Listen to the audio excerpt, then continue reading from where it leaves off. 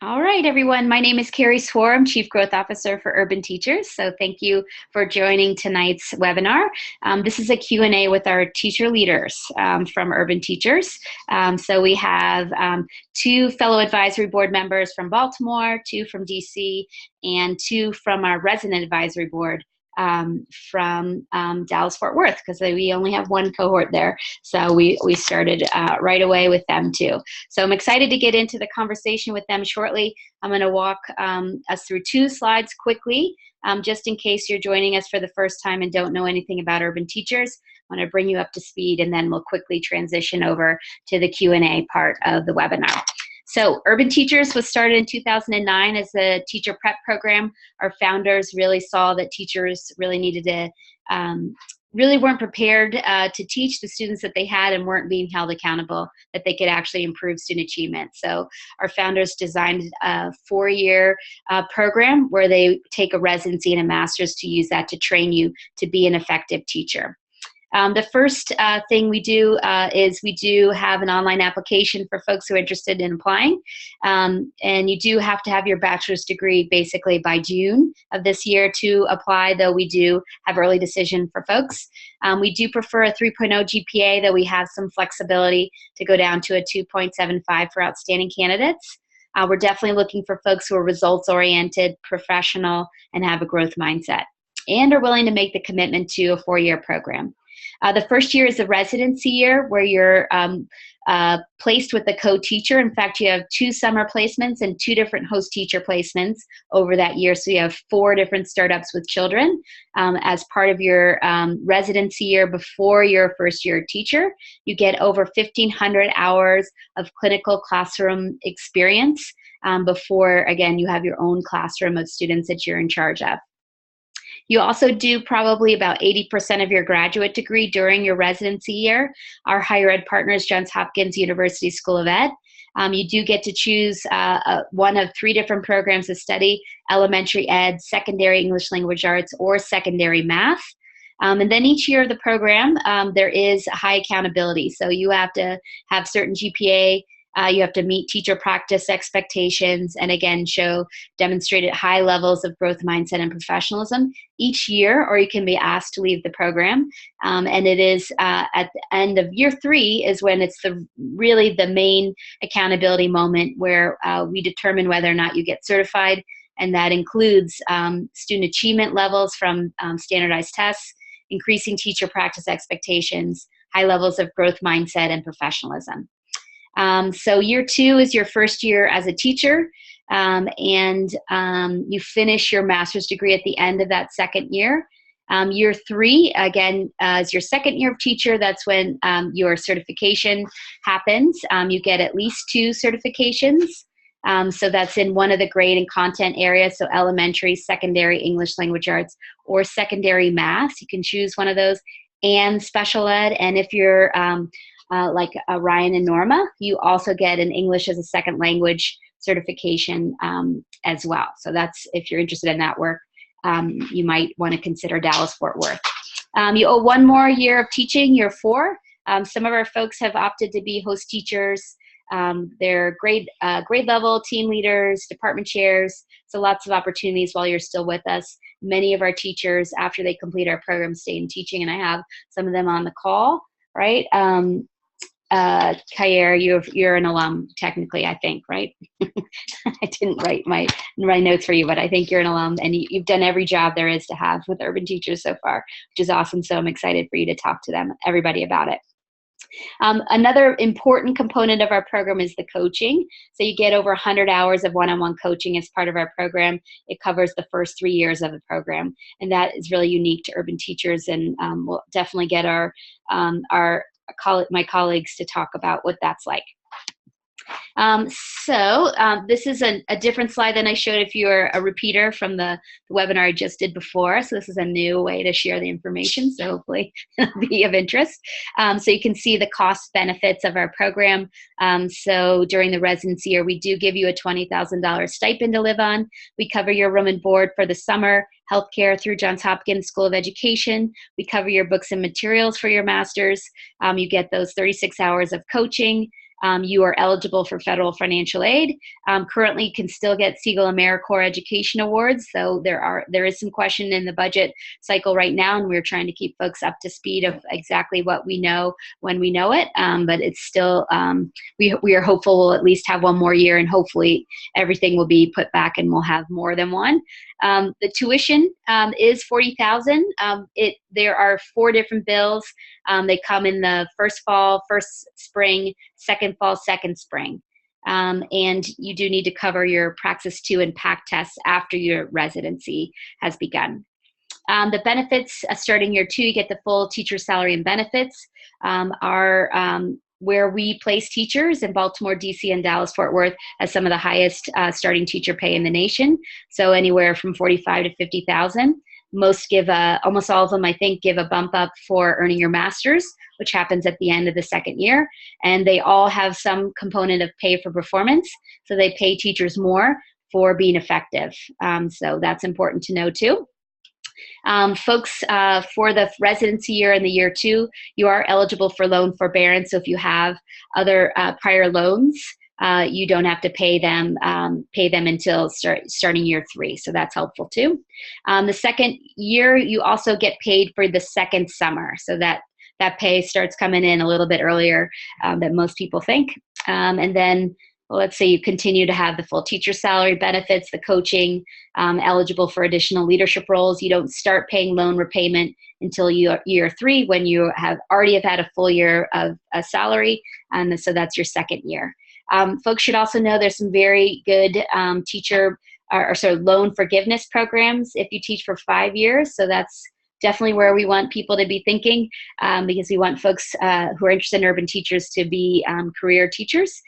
So if you teach math or special ed, you can be forgiven $17,500, or other subject areas, it's more like 5 or 6. There's also the Teach Grant, that's usually about $4,000. You can get up to 2 of those. In Baltimore, some other really interesting programs, like the Janet Hoffman Loan Assistance Program. So that's a very good one to look at too. So there's a couple other state-specific ones that I won't get into now. But that I wanted to just quickly cover, and so that now we can spend the bulk of the time talking to our teacher leaders. So I thought we would start with having you each introduce yourselves, say what city you're in, what cohort, and what program of study, and what you're teaching. So I can see Athena first, so I'm going to unmute you. So Athena, you want to lead us off? Sure. Hi, everybody. I'm Athena Burkett, and I am a 4th year in Urban Teachers, so 3rd year fellow. I currently teach 2nd grade at Capital City Public Charter in Washington, D.C. And I was in the elementary cohort. Great. Okay. Chelsea, you want to go next? Let me see here. I'm going to unmute you. Yep, there we go. Chelsea. Okay. Hi, everybody. My name is Chelsea Rivas, and I am in Athena's cohort 2013 in DC. I was also in the elementary ed track, and I teach at Friendship Public Charter School, Chamberlain campus. I teach kindergarten. It's my 4th year in kindergarten, served as a resident, and still in the same classroom. Pretty awesome. Great. And Chelsea, you're a City Year alum, and I have others on the call too. So, so just to say that too, in case there's some folks listening in from City Year too. Yeah, shout out, woohoo. All right, and then how about we'll do Baltimore next. So, Kyer, you want to go? I just unmuted you. Okay, perfect. My name is Kier. I'm in the 2012 cohort, so I think I'm the oldest person on the call as far as cohort years. So I'm technically one of those people that Carrie was talking about that's out of the program. I'm serving as a host teacher right now, so I have a 2016 resident in my class, and I was also a host teacher last year, but I had a 2015 resident in my class. I teach at Calverton Elementary Middle School. I'm a 4th and 5th grade language arts and social studies teacher. And 4th and 5th grade language arts is all I know, because that's where I was also placed as a resident, also at the same school. Great. I definitely got a question in the last webinar about how close alums are and as a community. And I said a lot are giving back to urban teachers in roles like you said. So you just said what I promised was the case. All right, let's have Courtney. We'll finish up Baltimore here. Hi, my name is Courtney. I teach kindergarten at KIPP Baltimore. I am in cohort 2014, so that means that I am in my second fellow year. I did my residency at KIPP Baltimore in kindergarten, and I still continue to teach kindergarten at KIPP Baltimore. Great. All right, let's move on to our Dallas folks. So Norma, Orion, and nice to meet you. I don't think we've met before.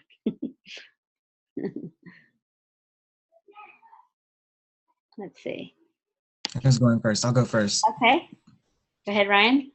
Okay, so my name is Ryan Lee. I am in the inaugural cohort at Dallas Independent School District here. I teach 5th grade math, so I'm in the elementary cohort, and I also was a City Year alum in Miami 2015. Awesome. All right, Norma. There we go. I did it for you. I serve in the 4th grade. I'm also from Dallas, inaugural cohort. I serve in the 4th grade dual language art classroom, and in Dallas as well. I also serve in the city of Columbus, 14-15 and 15-16. In Columbus, or just in Columbus, or yeah? No, just in Columbus. Great.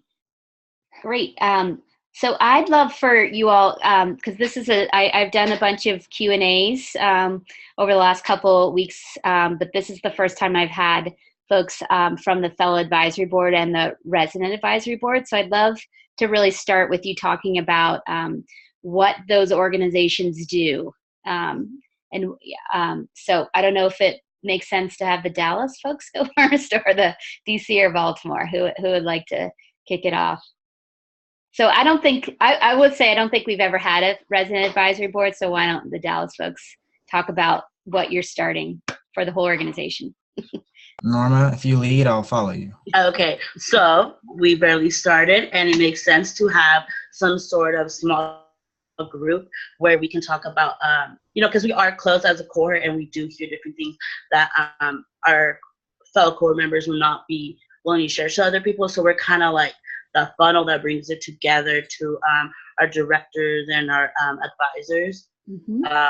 We are separated in different committees, but since we're barely starting, it's kind of like, and since we do have like a pretty busy week schedule, we're kind of slowly kind of pace. And I think we didn't do one before. It's because, and I've definitely talked about this, that the residency year is so jam-packed that there isn't a lot of extra time. So, but the Dallas cohort is our largest cohort of residents ever, period. So, so there's that too. So great, and you all are our first cohort there. So great too that we and luckily we said all along we were never going to get everything right, though we're trying. So that this is a way for you all to raise issues and have the executive director and the assistant director you're talking about, and your faculty and your coaches address. So Ryan, I don't know if you have any even specific examples you can share.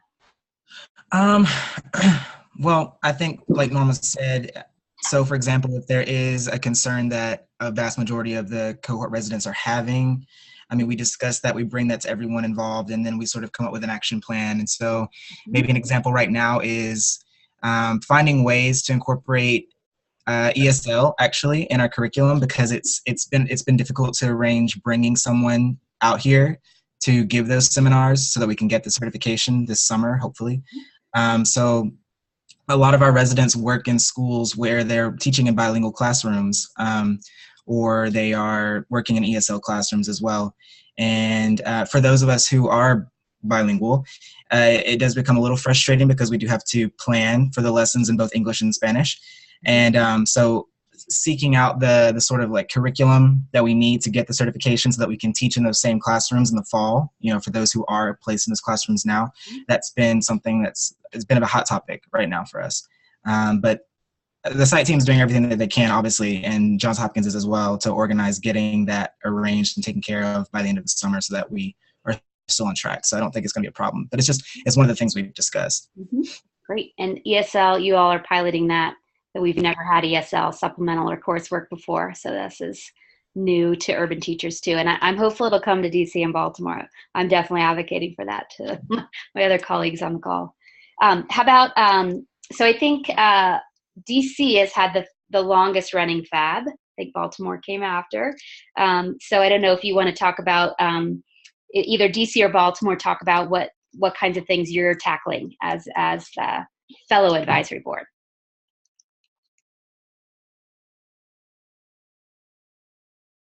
I can start us off. So I am on obviously the DC FAB, and a large focus of ours has been the fellow experience in years 3 and 4 and alumni. When we first started, well, when everyone starts, you get really close to your fellow residents because you're with them all the time. And then even in your first year of your fellows or your fellow year, you're around them a lot as well.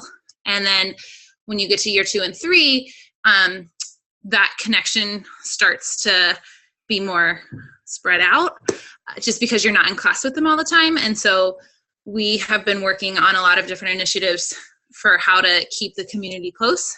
And so we've done things like host different dinners and happy hours. We're in the process of trying to up our mentorship programs a little bit, trying to be more involved and connected with other urban teachers at our schools. We've done a lot of just like external events to try and build that connection and keep it going. We also, similar to what Dallas was talking about, we give a lot of proposals for different initiatives or things that we think could be helpful to urban teachers. We do a lot of advisement, like with Carrie on recruitment, or with like Jacqueline and Candace, our site directors, on different things that they need some feedback on, and just trying to provide the fellow perspective on that as well. And yeah. Great. Chelsea, anything to add for DC? And then we'll move on to Baltimore. Anything? I'm gonna unmute you, Chelsea. Summing it up. There we go. Anything more, Chelsea? Oh, Athena did a great job summing it up. I feel I don't have anything else to add. Sorry. Okay. All right. Courtney and Kier, how about you? And I know Baltimore's FAB, I think is a little, start a little later. So I'd love to hear what you've been tackling there. You all froze, so hopefully that you'll come back in a second here.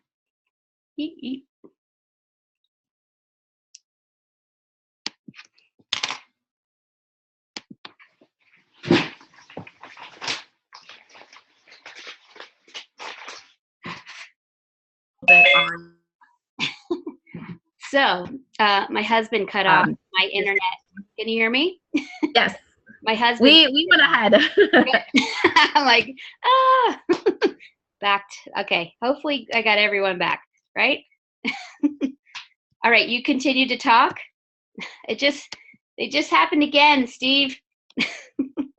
I think that the big thing that I really appreciate is that the Baltimore FAB cohort is made up of folks from across the spectrum. So I really like the perspectives. We've got folks from cohorts 2012, 13, and 14.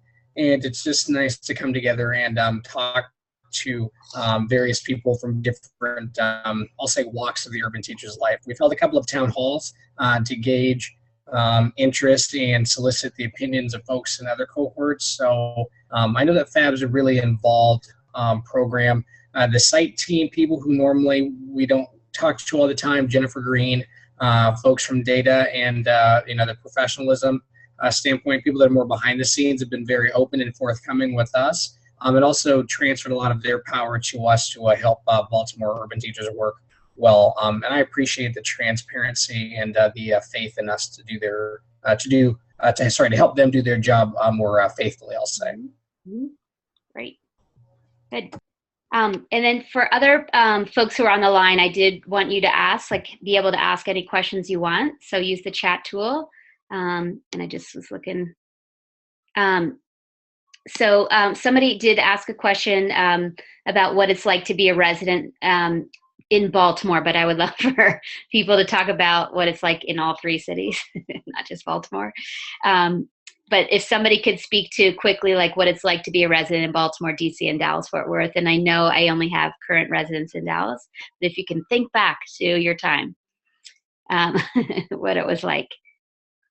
And maybe how it helped you, for the older folks, how it's really helped prepare you to be a teacher.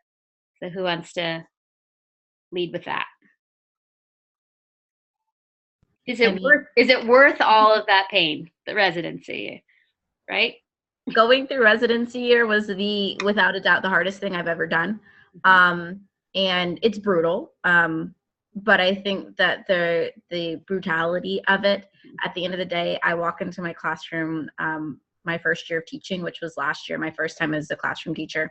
And I was so much better prepared as a teacher than people who'd been at the school for 2 and 3 years. And not to put myself on a pedestal, I really want to put UT on that pedestal, is because I had phenomenal coaches, I had phenomenal professors, I had so much mentorship and guidance along the way from people who were years ahead of me. So there was such a network here in Baltimore. So I was able to ask Kier, who was 2 years ahead of me and one of the mentors for my year, to look at lesson plans for me. I was able to ask another person who's an alumni who's still very involved with urban teachers to come stop by my classroom and see what I could do to fix things outside of like my coach who normally does that.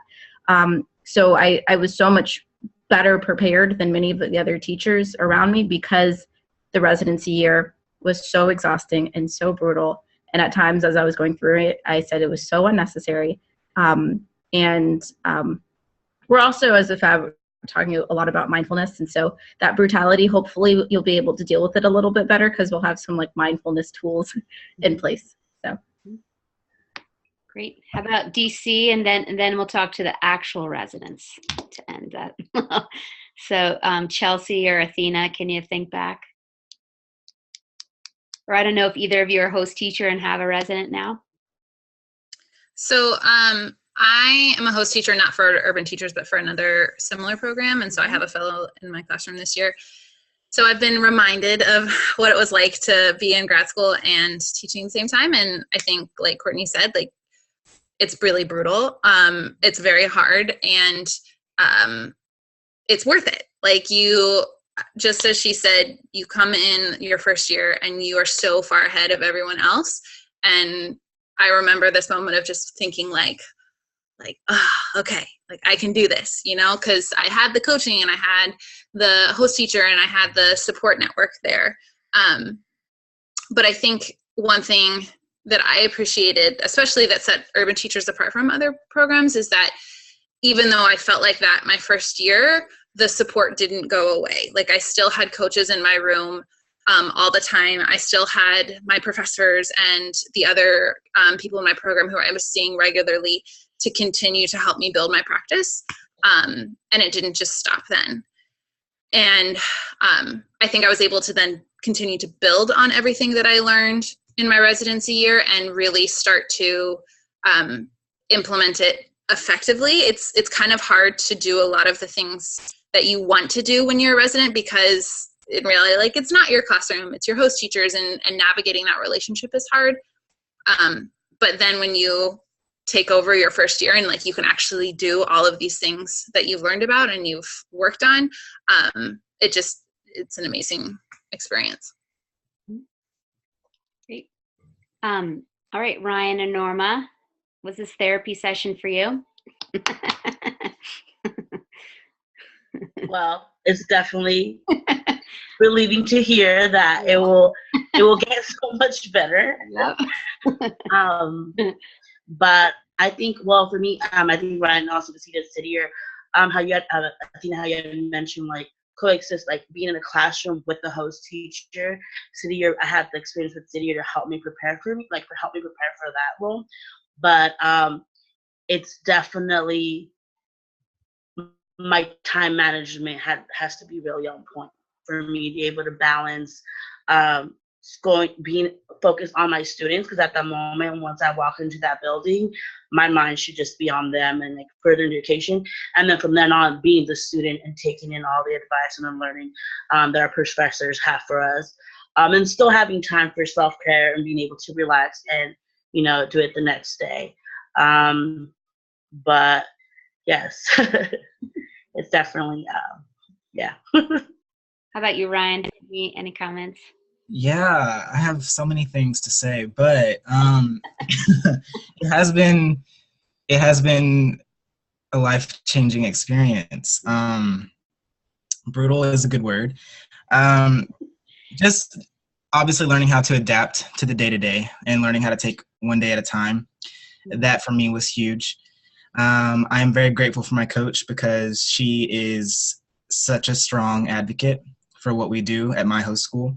And keeping those lines of communication open between the site team and the residents, you know, not letting a day go by, you know, without sort of like over communicating what you're experiencing or what you're feeling or how it's, because like everyone wants to know.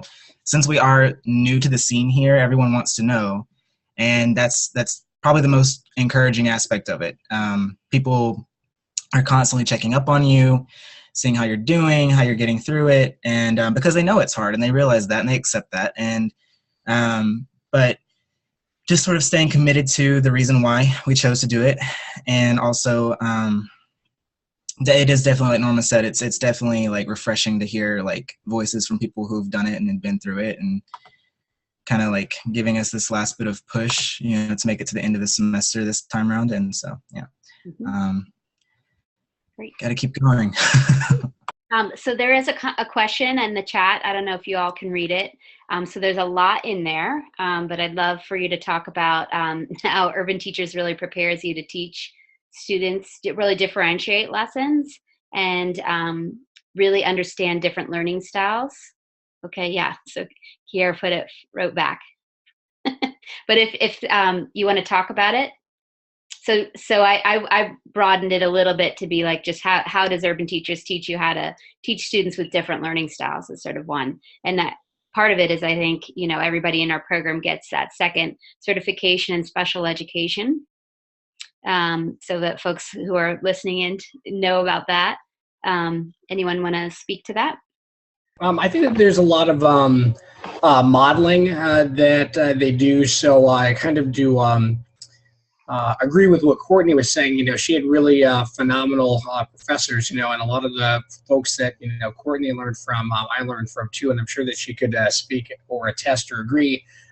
What the teachers sort of expect of us in the classroom, they also do as well. So they model a lot of the techniques, they bring in a lot of great techniques, and they show us in depth. So what I really appreciate about our graduate program is it's not like the traditional education route, in the sense that while there is some book work, it's more applying and demonstrating an application of the theory, which most people would agree is a great way to learn, as opposed to just memorize, which is a rote way of doing things. So to that point, there's a lot of modeling, which I think is much needed. Carrie was talking about the special ed degree, and when you're kind of thinking about engaging all learners or having universally designed classrooms, not just for students with special needs, but really for all of your students. I mean, one could consider that every student in your classroom, even if you only have 30, you have 30 different students with 30 different learning styles, and you could go out on the limb and say you need 30 different IEPs or individualized education plans. The great part about the SPED degree, if you will, is that it tells you how to differentiate, modify your process, maybe the how you teach, and the product, which is the what you expect from your students. And I really appreciate that dual certification allows teachers to operate in increasingly diverse classrooms, both from a cognitive and behavioral standpoint, and engage a lot of learners. So I hope all that made sense. Mm-hmm. Anybody else want to weigh in on that in DC or in Dallas? You're just learning all of this?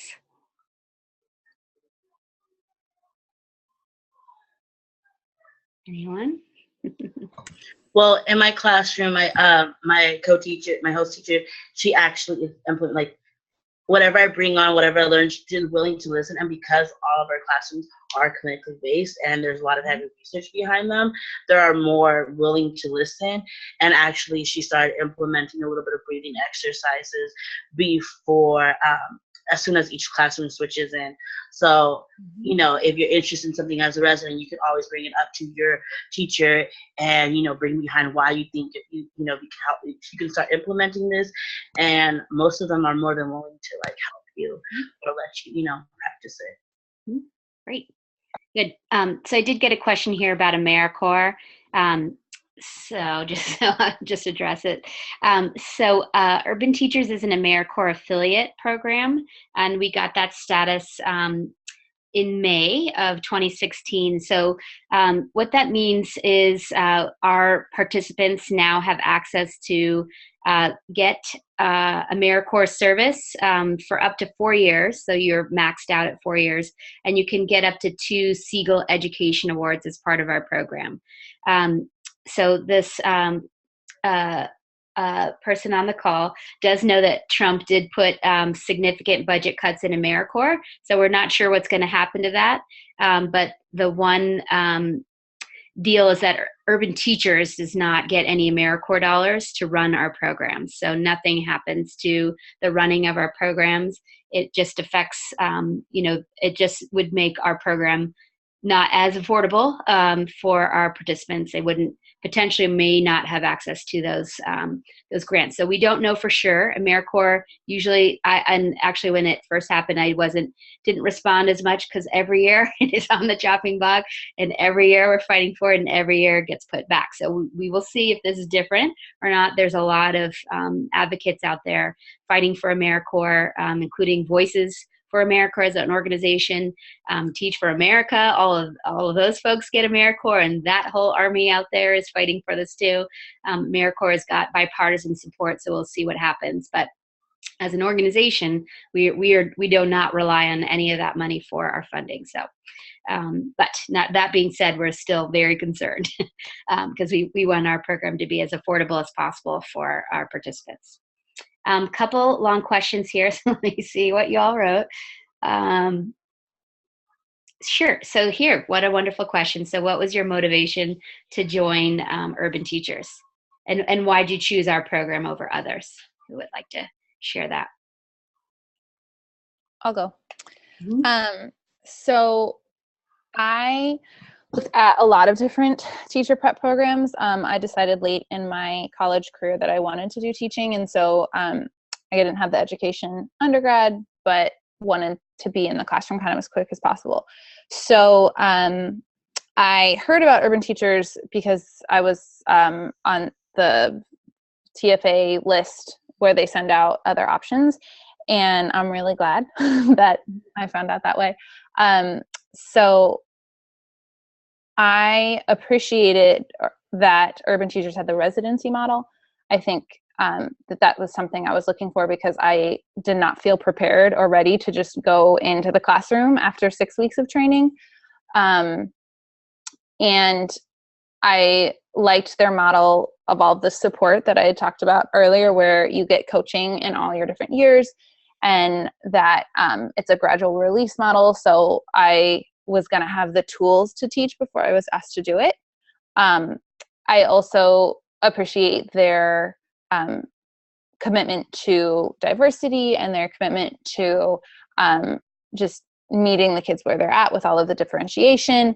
I think that they are really focused on making high quality teachers as opposed to just filling spaces, and are committed to making a long lasting difference, which is where the 4-year commitment comes in.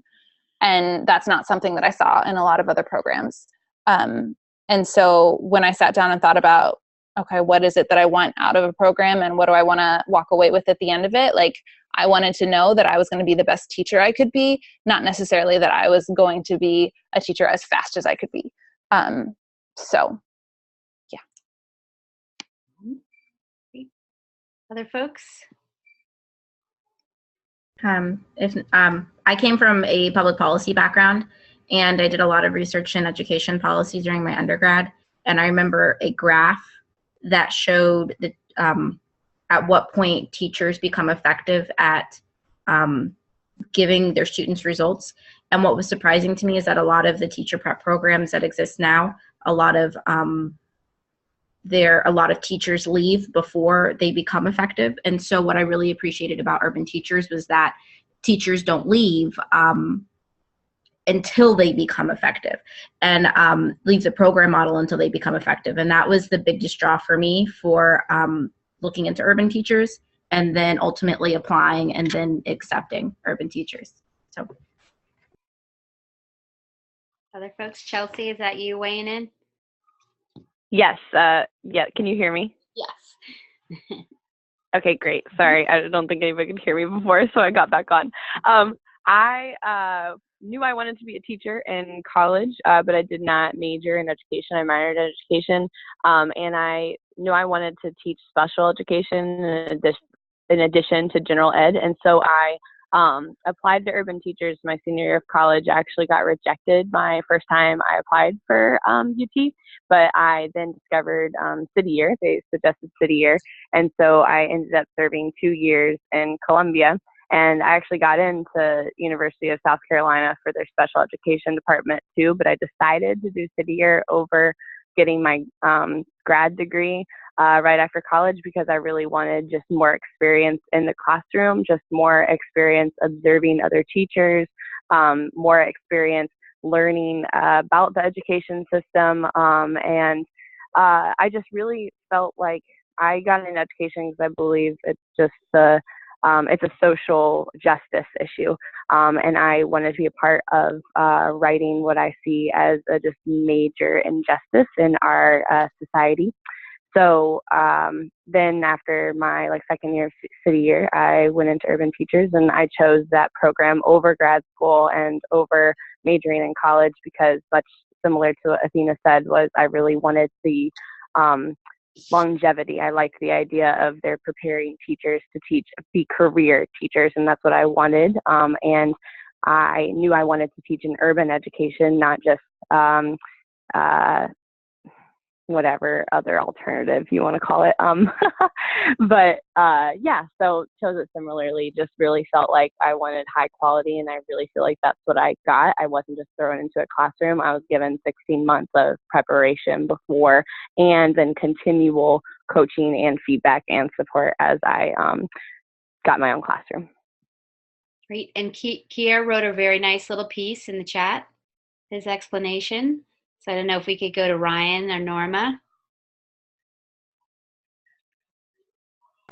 Yes. Okay. So for me, it definitely wasn't a situation where, I was in college and planning on going into education and staying in education. City Year actually did sort of bring me to the heart of what I think teaching is, and the strength and power of what teaching is for children. And I couldn't do it unless I were in a role that acknowledged the social inequity and the social justice behind urban school systems and failing schools and children who are at risk and things like this.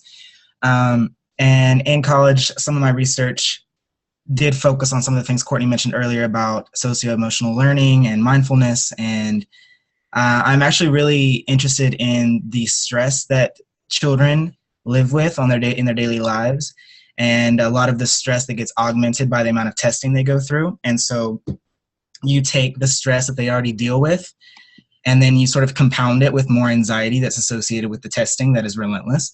And, it creates these kids are so overwhelmed all the time, and we have such high expectations for them. And then we have all these high expectations for us too. And it gets to be a really unhealthy environment if you're not careful. So I think being in a program like Urban Teachers really convinced me that I was going to be somewhere with the flexibility to include things that I think are transformative, like the mindfulness seminars and like the workshops on SEL and things like that.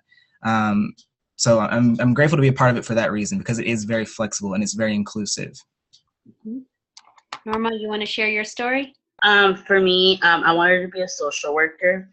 Also, I did City Year. My first year in City Year, I just was so angry. about all the injustice being a very failing school. And that's, when I was small, I wanted to be a teacher, but my exposure was just in the rural, typical kind of classroom. And I was like, no, that didn't really, but my first year, I remember I was just so angry. Like, how could a teacher walk? Like, there's just so much anger, and I needed to do something. So I decided to serve a second year, and I was in a brand new school that city had never been into before. So it was a feeder pattern. So I served in a high school, and so the students that I was going to be serving in a middle school, they were going to feed right into that high school. So for me, it was very like, okay, I need to do this. And that's where my host teacher just changed all the perception. Like, she helped me channel like that anger into actually seeing a very effective teacher who was able to, she did a lesson plan for each different classroom because each different classroom was at different. And that's when I was like, yes, like, this is what I need to do. This is what I love. And, those 7 years, it was long days too. It was hard, but it just, having someone like that and being able to see that example was what really turned me like completely into education. And so when I started looking at different programs, for me, I grew up in a very low income environment. I'm a first generation Mexican American, first generation college student. And I felt as serving a city year, I felt I had given back to that part of the community, but there was that kind of sense like, no, you also need to give back to your immigration community, to those first.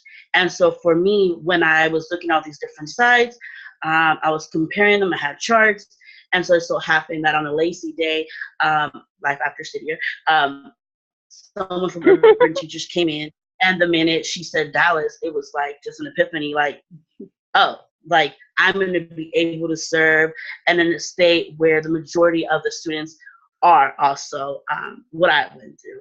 And so when I also saw that it was ESL certification, it just it was mind-blowing. And then now being in a dual language classroom, it has reconfirmed for me, yeah, this is it. Like, this is why I chose Urban Teachers. All right, lots of other questions coming up. So one question, which I think Kiera is also maybe answering all of them. But one is if, I'm going to broaden this one too, to be like, so Kiera is definitely, you're the alum. There's other folks who are about to be alums.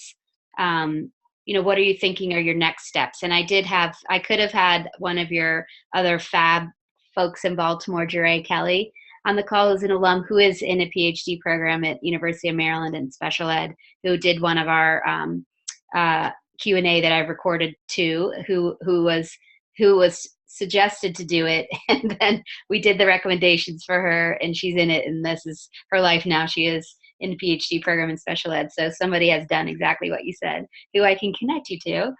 But is anybody else thinking of going in that direction, or potentially interested in being faculty at Urban Teachers? Anyone heading in that direction that want to speak to? Yep. Kier, do you want to talk a little bit about what you're thinking? Yeah, sorry, need to find the unmute button. Yeah, so I think what's really great, and I'll probably try to answer this in a roundabout way. As I said in my chat, I'm really eager, and I still like being a classroom teacher. It's one of those, like, I don't want to leave the classroom because I'm probably having more fun than I should be, but oh well. But I really like being a classroom teacher. But that being said, though, I really like working with Urban Teachers over this summer. I've had the opportunity to be a graduate assistant in a couple different classes for both the literacy portion and also the summer residency foundations. Fingers crossed, I'll actually be teaching foundations this summer in Baltimore on top of being a summer mentor, and I'm also a host teacher. But all of that wouldn't have been possible if I didn't get a chance to be a coach and actually coach residents and learn from other coaches, attend some of the Urban Teachers professional development. And as I said in my chat, I know that I could leave my school at the end of the school year and have a resume that only has the last 4 years, which is all Urban Teachers on it, and I'd be hired in a heartbeat because when you've got, Lesley University or Johns Hopkins attached to it, and all of the great networking contacts that we have in Baltimore, like a lot of the site team, they taught in Baltimore. They were principals, they were teachers. and their network is so vast, and Baltimore is such a connected city that I guess in short, I can say that I've learned far more than I thought I ever would. And as Courtney said, we've got quite a bit to be grateful for, because we're going to be highly sought after employees, which, as a small aside, somebody mentioned something about maybe Trump's budget or just budgets for school districts in general. When you compare apples to apples and urban teachers to traditionally certified teachers, it's certainly nothing against them, but listen, our data speaks for itself, and it's certainly not tooting my own horn or Courtney's, because I know that we're both in Baltimore. But it's not about tenure. It's not about doing things fast. It's not about doing it first. It's about doing it the best. And urban teachers are going to be hired here in Baltimore. Like, the city's got a great relationship with urban teachers. I'm not worried about any deficit because, well, I'm an asset. So that sounds a little humbly, but I'm sorry. That's the truth. We often said when we were building urban teachers that there needed to be a different market for an effective teacher. So we're not just building a teacher, we're building an effective teacher, and there's a different marketplace for that. And that's here, what you're speaking to. So I do know we have a lot of questions, and there was one on finances. So I'd love, since I went through that whole slide, I'd love for you to email me after, and I'll set up a call to talk through that again. So I do have one question, and just because I do want you to sort of uncover what teaching is like. So somebody has asked, and then I want you to speak about your cities, because all the folks on the call also, none of you are from the cities that you work in. So I'd love to hear, your favorite parts and how it was moving to town with urban teachers as a sport. But before I do that, there is a very specific teaching question that I'd love for somebody to tackle. So, what your philosophy is, and this is in the Q&A actually. So if you're all just looking in the chat, this one is, what's your, how do you work with all kids equally, or do you spend most of your time with the students that are having the hardest time with the material? How do you approach that issue as a teacher? Who wants to share what you do with that? I'll keep this really short. I'm sorry. I'm probably oversharing, I think. Come on, Pierre. So the question was about spending time. So the thing is I know that I've got a pretty high level of investment with my students. So I know that once a month I'm hanging out with students. There's several free bookstores in Baltimore, so I'm kind of jumping ahead, Carrie. But I like going to bookstores. I like hanging out with students outside of school to really build those relationships. Rita Pearson does a really great TED Talk, right? Kids don't want to learn from people that they don't like and people that they don't trust. So there's a lot of relationship building going on, and it's a lot of investment outside of 8 to 2:40 p.m. I try to spend a lot of equal time with, pushing my students that are on or above grade level to really sort of, do more than what you ever thought you could. And those in the middle, I want you going toward the top. Folks at the bottom, I'm going to spend a lot of time with you, even though fourth grade is a, reading to learn more information. I'm going to spend a lot of time with you working on phonemes and phonemic awareness again, because I want you to have as much fun reading as everybody else. And we're going to do it in a way that we all feel like family, and that we all are having fun. So, that looks like station work. That looks like students feeling comfortable being taught by other students. That looks like me teaching before the bell rings when the kids are at breakfast, lunch bunch and coach class. So in a roundabout way, I try to spend an equal amount of time with everybody because, as the slogan is, right, every child deserves a great teacher, not just a group, not just a faction. Great. Anybody want to say anything better than that? I'll piggyback on it. So a huge part of teaching, I think, or teaching effectively with differentiation is utilizing the small groups that you talked about. I teach like maybe 20% of my day whole group. Usually it's like more than 80% is small group teaching. And those groups look different every day. Like sometimes they're homogenous groupings where it's like, yes, I'm pulling the lowest kids and we're working on our phonics and our spelling patterns or whatever. And then I pull my high kids and we're working on, different comprehension skills or whatever it is. But then the next day it's like, now they're heterogeneous groups and they're learning from each other, what he was talking about. And it's designing lessons and activities that can be adapted to meet all different levels, which takes a lot of planning, but it's worth it in the classroom. But it's also setting up that community and teaching students how to be teachers of each other. So like right now in my class, we're working really hard on that in math. And so we took a week, and our math learning target was just, how do I explain my strategy and how do I ask a partner a question about their math strategy? And it's like, we're really just focusing on communication in math, so that next week when we go in, hopefully when we make those heterogeneous groups, the students become teachers of each other, and the high kids get the challenge because they're having to explain, and the lower kids get the benefit of hearing it from a student.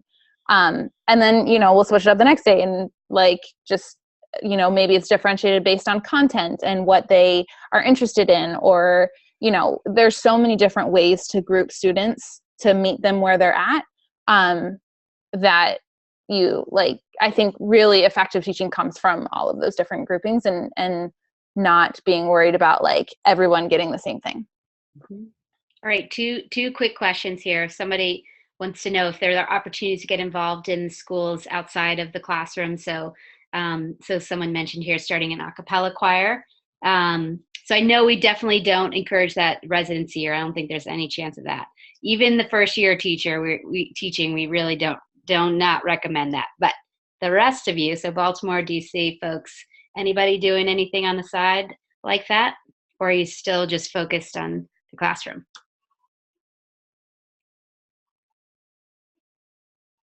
Anyone? Well, I was going to say I don't do after school activities for the kids, although I do have friends who tutor outside of school, and I have friends who do dance club outside of school, or do cheerleading after school. There's lots of clubs. Principals love it when you're hey, can I start a club? But I do extra leadership stuff with my staff. I'm head of a committee called Sunshine Committee at my school, and we plan staff morale boosters. And we also plan stuff for the kids. We're putting on a huge family dance at the end of the year. So definitely do get involved with that. And of course, being on the fellow advisory board, something extra. But there's definitely opportunities to do clubs and get involved outside of the classroom. But I would agree with Carrie, and to wait to do that until year 2 fellow. Yeah, I think you're going to you spoke to it, Chelsea, too, that the principals definitely will want you to, but we will help you not do that until we think that you're ready to take on more. And then one other, I think, good question that somebody had was they're worried about the bureaucracy of schools. So does anyone want to talk about that? And I want to talk about that. Ryan does. Okay. I think Athena wants to too. Athena, would you? You go for it. Okay. For me, I did have a similar fear. I totally acknowledge that schools are very bureaucratic, and there's so much micromanaging that happens in a lot of schools, and that's because a lot of schools were built on a business model, and a lot of school systems are based on a business model. But just because it's bureaucratic doesn't mean you can't navigate it. So I think that one of the biggest things is that you have to start from day one building relationships with everybody, and you have to make an effort to know everybody. And it's not just a matter of if I know this person, or if I'm connected with this person, they'll owe me later. If I do them a favor, they'll do me a favor. But it's really it's a matter of creating a place where everyone is committed to the same goals. And at my school, fortunately, I've been met on the same level with the same sort of enthusiasm for what I'm there to do, with a lot of people. It's not always that way, but you have to find ways to just sort of respecting everyone's priorities, because everyone in the building has a set of priorities, and everyone is trying to do something for, some sort of task or goal or deadline or whatever it is.